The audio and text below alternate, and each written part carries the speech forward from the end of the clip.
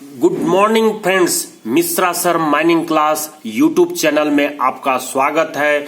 Legislation subject जो DGMS के exam में पूछी जाने वाली प्रश्न पत्र या गेट के एग्जाम में पूछी जाने वाली प्रश्न पत्र जिसकी तैयारी कर रहे हैं फ्रेंड्स लेजिस्लेशन सब्जेक्ट की, उसके विगत वर्ष के क्वेश्चन पेपर को सॉल्व करते हुए 18 नंबर तक का क्वेश्चन को मैं पिछले वीडियो में अपलोड कर चुका था। आज की वीडियो में आप 81 से आगे के क्वेश्चन को सॉल्व करता हुआ पाएंगे। तो चलिए मिश्रा सर माइनिंग क्लास की वीडियो को लाइक कीजिए, सब्सक्राइब कीजिए और अपने फ्रेंड्स के पास शेयर कीजिए। साथ ही नए कैंडिडेट हैं तो बेल आइकन को अवश्य दबाइए ताकि जो वीडियोस की सीरीज अपलोड हो रही है आप तक उसका नोटिफिकेशन पहुंच जाए और आप उसका स्टडी करके अपने एग्जाम की तैयारी को पक्का कर सकें। साथ ही जो है एग्जाम को निकाल कर प्रमोशन के लिए एलिजिबल हो जाए या जॉब को पाकर अपने लाइफ को सिक्योर कर सकें फ्रेंड्स। तो आपके सामने दिखाई दे रही है क्वेश्चन नंबर 81। पढ़ते हैं friends. If the mine has more than one surveyor, अगर खदान में एक से अधिक सर्वेयर रहते हैं, each shall carry the duty and the responsible of the survey of the mine for the mine to be assisted per the instruction in writing by the. तो किसके राइटिंग के द्वारा इंस्ट्रक्शन मिलने पर वो जो माइन के सर्वेयर रहेंगे वो खान का सर्वे करने का जिम्मेवार होंगे जब एक से अधिक सर्वेयर नियोजित की जाते हैं माइन में, तो वो ड्यूटी को कैसे परफॉर्म करेंगे, किसके द्वारा राइटन में ऑथराइजेशन मिलने पर। तो यहां पर जो कोल माइंस रेगुलेशन 34 का 4 है जिसमें अपॉइंटमेंट ऑफ सर्वेयर की बात करता है, उसमें लिखता है कि if a mine has more than one surveyor it shall carry the duties and responsibilities of the surveyor for the part और section of the mine to be assigned in writing by the owner और agent और manager. Owner agent manager के द्वारा जो assigned की गई mine का part या उसका सेक्शन रहता है उसके लिए सर्वेयर जो है रिस्पॉन्सिबल रहेंगे और उसकी ड्यूटी को परफॉर्म करेंगे। तो यहां पर ई नंबर को आप टिक लगा करके आगे की ओर बढ़ सकते हैं फ्रेंड्स। तो 81 कंप्लीट हो चुकी है। अब देखिए आप 82 में क्या कहता है कि when was the first mine act enacted in India. तो माइन एक्ट पहली बार कब इनेक्टेड हुई थी? तो 19 ऑप्शन ए कहता है 1900, बी कहता 1901, ऑप्शन सी कहता 1947, डी कहता 1952, ई नंबर कहता है 2017। फ्रेंड्स, कोई जो टीच करने वाले कैंडिडेट करने वाले कहिए टीचर है वो कुछ 1901 को आंसर दिए हुए हैं, लेकिन मैं सर्च किया और उसमें मेरे को 1901 माइंस एक्ट पहली बार एक्ट हुई है इंडिया में नहीं मिल रही है। अगर आपको मिलती है तो कमेंट बॉक्स में अवश्य कमेंट लिखिए। मैं अभी तक देखा हूं कि 1 जुलाई 1952 को पहली बार पब्लिश हुई थी, लेकिन उसके पहले 1923 में एलसी काकू साहब ने अपने बुक में लिखा है कि माइंस एक्ट पब्लिश हुई थी। तो आपको अगर मिलती है तो आप अपने कमेंट्स बॉक्स में जरूर कमेंट्स डालिए और 82 को कंफर्म करते हैं फ्रेंड्स इसके आंसर को। वैसे अभी मेरे हिसाब से इस ऑप्शन में दी रहती 1923 तो मैं उसको करेक्ट करने के लिए कहता।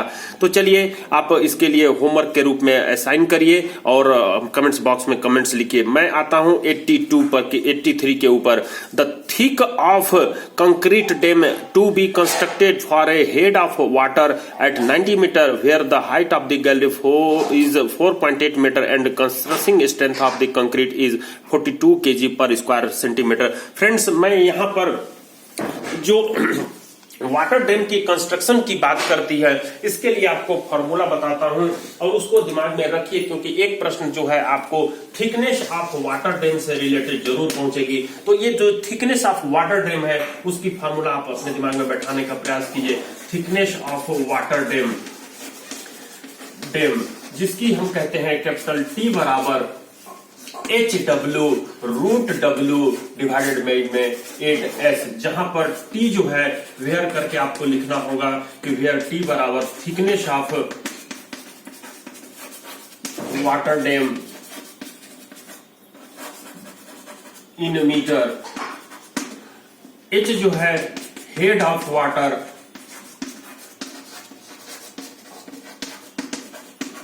इन मीटर, W बराबर height or width of gallery whichever is greater than, whichever is greater than,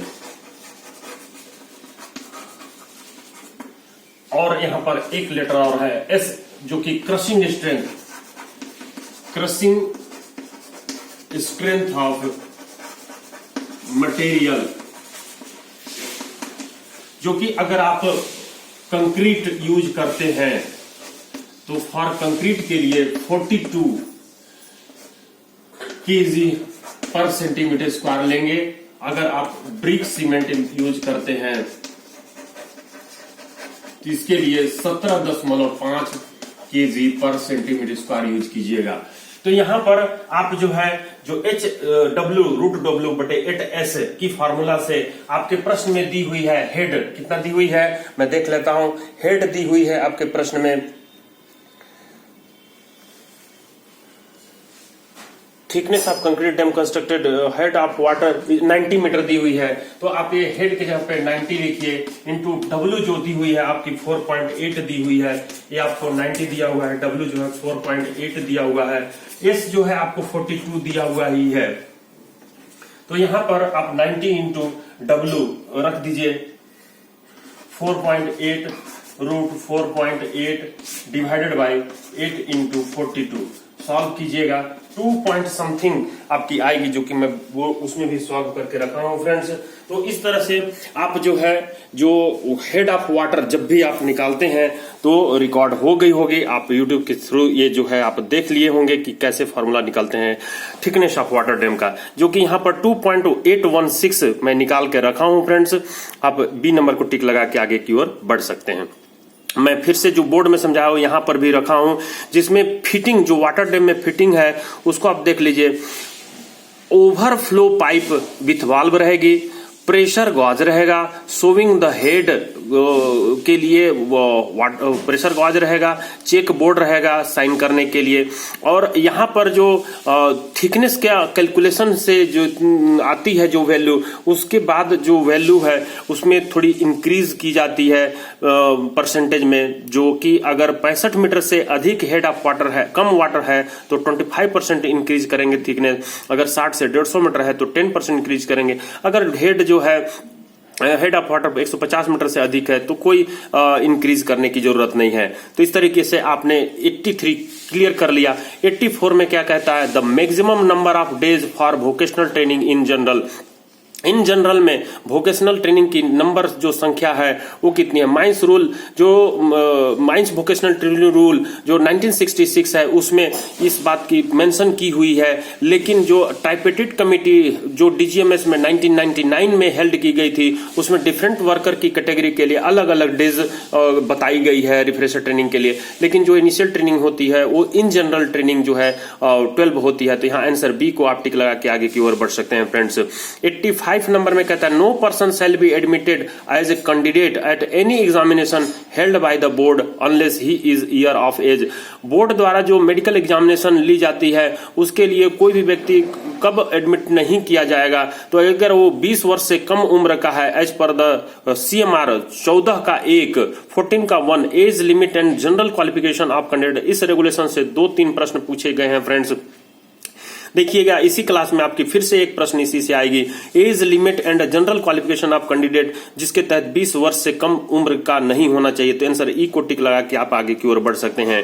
देखिए 86 में क्या कहता है, every application of any examination shall be accompanied by a medical certificate obtained not more than dash dash prior date of his application. तो A number कहता है 6 month, B में number कहता है 1 year, C number 3 month, D number 30 days, E number 2 year. तो यहां पर आप देखेंगे कि age limit and general qualification of candidate का तीसरा का 2 नंबर जो कि CMR 14 का ही बोला हुआ है, उसमें आप पढ़िएगा कि a medical certificate obtained not more than 1 year prior to the date of this application. तो वो नॉट मोर देन 1 ईयर होनी चाहिए, जो कि बी नंबर राइट आंसर होगी। आप ये देख सकते हैं कि इसमें पढ़ ही लीजिए पूरा। From a qualified medical practitioner not below the rank of civil assistant surgeon, जो सिविल असिस्टेंट सर्जन से कम रैंक का नहीं होगा उनके द्वारा जो है वो सर्टिफाइड होनी चाहिए, उसका जो मेडिकल सर्टिफिकेट है वो। साथ ही फ्रॉम ए सर्टिफाइंग सर्जन या सिविल असिस्टेंट सर्जन हो गया सर्टिफाइंग सर्जन द्वारा जो उसको सर्टिफाइड किया होना चाहिए। From A medical practitioner holding at least degree in bachelor of medicine, ये जो सर्टिफाइंग सर्जन होंगे वो एमबीबीएस से कम रैंक के नहीं होंगे। And registered with medical council of India, MBBS के साथ वो रजिस्टर्ड होंगे इंडियन काउंसिल ऑफ इंडिया के तहत। Certifying the candidate to be free from deafness, वो जो सर्टिफाइंग होंगे वो फ्री फ्रॉम डिफनेस होंगे, डिफेक्टिव विजन से दूर होंगे, एनी अदर इन्फिनिटी से दूर होंगे, मेंटल या फिजिकल से फ्री होंगे, likely to interference the efficiency of his work, अपने काम के प्रति जो है वो कमजोर नहीं पाए जाएंगे। तो ऐसा जो है सर्टिफाई करना होगा एमबीबीएस वाले सिविल असिस्टेंट सर्जन को, जो कि 3K2 के तहत उनको अपॉइंट किया जाता है। तो ये आपने देख लिया 1 ईयर, बी को टिक लगाते हुए आगे की ओर बढ़े हैं। अब देखिए 87, what should be the minimum distance between center of adjacent pillars with 4.2 width of the gallery and depth of working below being 200 meter from the surface। तो इसकी वीडियो मैं 2 वीडियो अपलोड कर चुका हूं। जो सेंटर टू सेंटर पिलर की gallery होती है, मेरी वीडियो की सीरीज को आप अगर देखे होंगे तो मेरी टेक्निक को आप समझ गए होंगे कि सेंटर टू सेंटर पिलर की जो साइज पूछी जाती है उसको कैसे कैलकुलेट करना है। फ्रेंड मैं फिर से यहां पर बता दे रहा हूं कि आपको पहले कॉलम में एक जो दिया हुआ है कि 60 मीटर से कम, 60 से 90 मीटर, 90 से 150 मीटर, 150 से 240 मीटर, 240 से 360 मीटर और 360 मीटर से अधिक। इस कॉलम को आपको याद रखना है। पहला जो रो है उसको याद रखना है, पहला रो में ही खासकर पहला पॉइंट को याद रखना है जो कि 12 मीटर मिनिमम पिलर साइज है सेंटर टू सेंटर, और अधिकतम पिलर साइज है 48 मीटर। तो ये 2 चीज आपको याद रखनी है। इसमें पहला जो कॉलम है इसको याद रखना है मात्र 12 meter, 13.5 meter, 16.5 meter, 22.5 meter, 28.5 meter, 39 meter. ये आप याद रखिए, बाकी अपने आप कैसे याद होगी मैं यहाँ पे ट्रिक बताता हूँ। 3-3-1.5, 3-3-1.5 का पहला रहेगा, दूसरा भी 3-3-1.5 का अंतर रहेगा, तीसरा जो है 3-3-3 का अंतर रहेगा, तीसरा जो चौथा रहता है 3-5-4 का रहता है, 6-5-6 का रहता है पांचवा, और आखिरी जो है 3-3-3 का रहता है। तो तीसरा और जो छठवां है उसका डिफरेंस 3-3-3 का है। मतलब आप अगर तीसरे में 16, 16.5 दिया है तो 3 जोड़ेगा 19.5 होगा, 19.5 में 3 जोड़ेगा 22.5 होगा, 22.5 में 3 जोड़ेगा 25.5 होगा। 3-3 का इंटरवल हो गया। उसी तरह से 39 में 3 जोड़ेगा 42 होगा, 42 में 3 जोड़ेगा 45 होगा, 45 में 3 जोड़ेगा 48 होगा। तीसरा रो और आखिरी छठवां रो आप अच्छे से याद कर सकते हैं। 3-3 के डिफरेंस में 39 और 16.5 आपको ये याद रखना पड़ेगा फ्रेंड्स। साथ ही जो है जो आपका पहला और दूसरा रो है उसमें आपको 12 मीटर और 13.5 मीटर ही 2 चीज याद रखना है। बाकी 3-3-1.5 आप अगर 12 में 3 जोड़ेगा 15 होगा, 15 में 3 जोड़ेगा 18 होगा, 18 में 1.5 जोड़िएगा 19.5 होगा। इसलिए 3-3-1.5 याद रखना है। उसी तरह से दूसरे के लिए भी 3-3-1.5 याद रखना है। 13.5 में 3 जोड़िएगा 16.5 होगा, 16.5 में 3 जोड़िएगा 19.5 होगा, 19.5 में 1.5 जोड़िएगा 21 होगा। तो ये पहला रो और दूसरा रो 3-3-1.5 आपको याद रखना है। तीसरा रो मैं बता ही चुका हूं कि आपको 3-3-3 का डिफरेंस याद रखना है। चौथा और पांचवा रो के लिए थोड़ा सा मेहनत करना पड़ेगा आपको। 22.5 में 3 जोड़िएगा 25.5 होगा, 6 जोड़िएगा 5 जोड़िएगा 30.5 पॉइंट होगा। तो 354 जो आपकी होती है 354 इसके लिए याद रखना है चौथा के लिए। और छठवां के लिए पांचवा के लिए जो है 6-5-6 जो आपको याद रखना है। 28-6 34.5, 34 में 5 जोड़िएगा 39.5, फिर 6 जोड़िएगा 45.5 होगी, जिसको आप कह सकते हैं 6-5-6 या 6-5-5.5 जो है आप बोल सकते हैं, लेकिन आप 6 भी रख दीजिएगा तो कोई दिक्कत नहीं है। तो यहां पर आपको ये जो ट्रिक्स है 3-3-1.5, 3-3-1.5, 3-3-3, 3-5-4, 6-5-6 और 3-3-3 ये डिफरेंस याद रखना है। 12, 13.5, 16.5, 22.5, 28, 39 याद रखना है। 60 मीटर से कम, 60 से 90 मीटर, 90 से 150 मीटर, 150 से 240 मीटर, 240 से 360 मीटर, 360 मीटर से अधिक नहीं। तो इस तरीके से आप ये करिएगा। तो ये आपको पूछा है 200 मीटर, 200 मीटर के लिए आप ये जो चौथा कॉलम है उसको आप मैच कर रहिएगा, दिमाग में रखिएगा कि 150 से 240 मीटर के लिए 240 मीटर के लिए दिया है, इसमें फिट बैठ रहा है। लेकिन जो गैलरी की चौड़ाई है वो 3 मीटर से कम के लिए पहला कॉलम है, 3.6 मीटर से दूसरा कॉलम है, 4.2 से तीसरा कॉलम है। तो 4.2 से दूसरा कॉलम, तीसरा कॉलम जो आपको मैच करनी है 4.2 वाले से करनी है। और इसको मैच करता हुआ आपका जो ये वाली जो पॉइंट है 30.5 मीटर ये हो गई। तो 3.5 मीटर मैच कर रही है। बी नंबर को आप टिक लगा के आगे की ओर बढ़ सकते हैं फ्रेंड्स। 88 नंबर में कहता है कि when water is passed over A red hot Coke, जब पानी को आप रेड हॉट कोक पर पास करते हैं या कोयले, जलता हुआ कोयले पर पास करते हैं तो वाटर इज डिकम्पोज, तो पानी H2O जो होती है वो डिकम्पोज हो जाती है हाइड्रोजन और ऑक्सीजन में, and two highly explosive gas, दो हाईली एक्सप्लोसिव गैस फॉर्म होती है जिसको हाइड्रोजन और कार्बन मोनोऑक्साइड कहते हैं। इस प्रोसेस को क्या कहते हैं, तो इस प्रोसेस को वाटर गैस कहते हैं फ्रेंड्स, जो कि मैं यहाँ कट पेस्ट करके रखा हूं, जो कि फर्स्ट क्लास के एग्जामिनेशन में पूछी गई थी। वाटर गैस एक्सप्लोजन जो होती है वो जब व्हाइट हॉट कोक पर हाईवी वाटर स्टीम पास किया जाता है तो CO और H2 का फॉर्मेशन होती है, जिसमें थोड़ा CO2 भी रहती है। इस मिक्सचर को ही वाटर गैस कहा जाता है और इस रिएक्शन प्रक्रिया को वाटर गैस एक्सप्लोजन कहा जाता है। तो रिएक्शन में C प्लस H2O होती है, CO और H2 बनती है, साथ में कुछ थोड़ी CO2 और हीट भी निकलती है। तो हाई टेम्परेचर पर ये होती है प्रोसेस, जिसको हॉट कोक कहते हैं। CO2 प्लस C मिलकर के फिर से CO ही बनाती है। तो लो टेम्परेचर पर जो होती है कार्बन और हाइड्रोजन मिलकर के CO2 और H2 ही बनाती है। कुछ अन्य गैस जैसे कि N2CH4 भी जनरेट होती है। तो यहाँ पर कंपोजिशन ऑफ एयर जो देखा गई है कि वो जो कंपोजिशन होती है वो मैं थोड़ा बड़ा कर देता हूँ आपको। तो ये देखिएगा कि कंपोजिशन जो है आपको हाइड्रोजन की मिलती है 45 से 50%, CO की 40 से 45%, CO2 की 3 से 6%, N2 की 3 से 7%, CH4 की 0.1 से 0.5%। तो फर्स्ट क्लास के कैंडिडेट ये जो है आपको इसको स्टडी कर लेना होगा, जो कि झाझरा माइन में ये जो तालचीर कोलफील्ड में जो है 1981 में ये वाटर गैस प्रोड्यूस हुआ था। शताब्दी माइन में भी BCCL में 2004 में ये जो है प्रोड्यूस हुआ था वाटर गैस। तो ये इस चीज को आप याद रखिए। ऑपरेशन जिसमें वाटर गैस प्रोड्यूस होती है फायर के डीलिंग के दौरान, ओपन कास्ट मेथड में फायरी कोल एक्सट्रैक्शन हेतु वाटर जब क्वेंचिंग करते हैं, वाटर फ्लशिंग करते हैं, पानी जब छोड़ते हैं उसके ऊपर, तो जो है ये गैस निकलने की संभावना होती है। फ्लडिंग अंडरग्राउंड वर्किंग, जब आप पानी से जब अंडरग्राउंड वर्किंग को भरते हैं, आग लगे क्षेत्र में जब पानी पहुंचती है तो वहां पर उत्पन्न होने की संभावना रहती है। अंडरग्राउंड फ्लोर पर पानी का अधिकाधिक प्रेशर जब होती है तो उसके ऊपर जो है निकलता है अपना क्या चीज, वाटर गैस फ्रेंड। तो 88 नंबर आपकी पूरी हो चुकी है। 89 देखते हैं क्या कहता है, क्वेश्चन पढ़ते हैं। प्रश्न friend, the minimum clearance between in short hole and diameter of this cartridge जो एक्सप्लोसिव यूज करते हैं और जो होल का जो डायमीटर होता है उसके बीच में मिनिमम कितनी मिलीमीटर का डिफरेंस होना चाहिए, तो वो 3 मिलीमीटर का डिफरेंस होना चाहिए फ्रेंड्स। तो आंसर डी को टिक लगा के आप आगे की ओर बढ़ सकते हैं। 90 नंबर जो आखिरी क्वेश्चन है आज की, 91 भी पढ़ दूंगा मैं आपका आज ही की क्लास में। तो यहां पर देखिए क्या कहता है 90 नंबर में, no explosive other than dash dash और dash dash shall be issued for use in mine unless it is in the form of dash dash.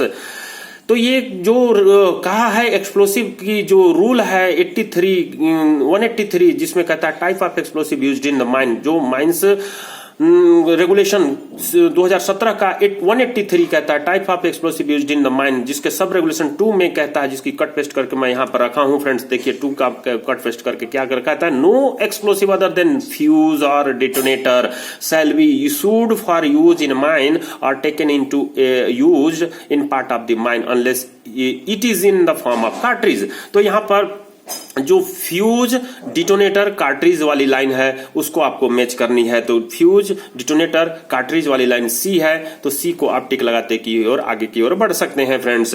यहां पर देखते हैं 91 क्या कहता है, which of the following certificate is considered as a valid first aid certificate for any person working there in the mine.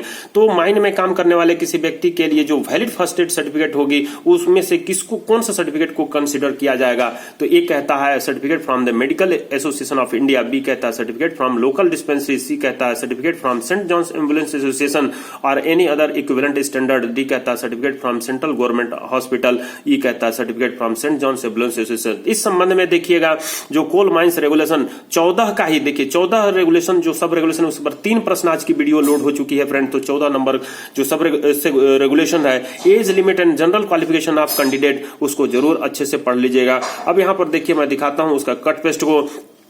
As limit and general qualification of candidate, no person shall be admitted as a candidate at any examination held by the board unless he is 20 year of age. तो 20 year of as की प्रश्न अपने पढ़ चुका है। यहां पर कहता है no person shall be admitted a candidate at any examination for the manager certificate, surveyor certificate, overman certificate, sardar certificate unless he hold a valid first aid certificate of the Saint John's Ambulance Association. आपके प्रश्न का answer यहां पर छिपा हुआ है, Saint John's Ambulance Association India या any other equivalent standard as में be specified by the chief inspector द्वारा जो स्पेसिफाइड होगी सेंट जॉन्स एम्बुलेंस एसोसिएशन। तो यहाँ पर जो सी नंबर कहता है certificate from Saint John's Ambulance Association और एनी अदर इक्विवेलेंट स्टैंडर्ड, ये ठीक बैठ रही है, फिट बैठ रही है।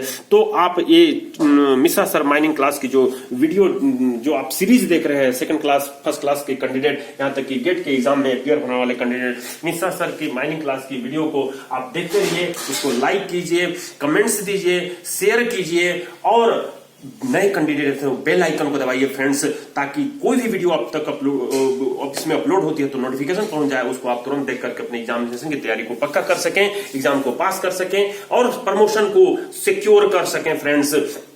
और नए कैंडिडेट जो ज्वाइन करना चाहते हैं कोल इंडिया, नॉन कोल इंडिया कंपनी में, वो अपना जॉब को परीक्षा पास कर सके फ्रेंड्स। चलिए अगले वीडियो में फिर से मिलेंगे। Thank you friends.